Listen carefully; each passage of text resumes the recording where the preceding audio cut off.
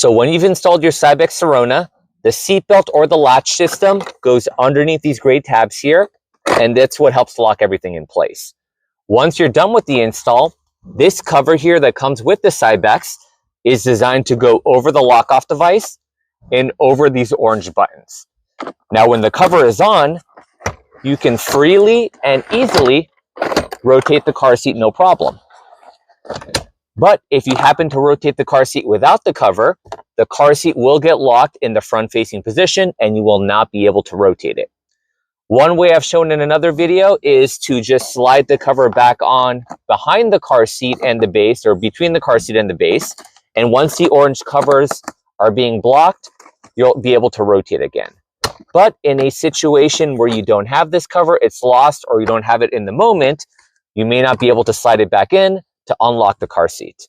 But if you've got something long like a tool, a screwdriver, or anything, what you can actually do is you can actually get this in between the car seat and the base. And as long as you get down one of the orange buttons, you'll be able to unlock the rotation. So we're going to show you how to do that. All right, so no cover is on there. I'm going to rotate this to front facing. It is now locked in place, but because the cover is not on there, the car seat is just not able to rotate. It's locked in the front-facing position.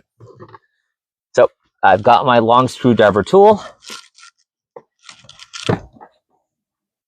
I'm going to keep one hand on the rotation button. My other hand is going to be lining up the screwdriver with the orange tab here.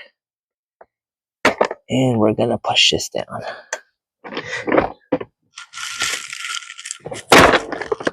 Okay, because the button was being held down by the screwdriver, I was able to push the rotation to the unlock mode, and now it's free.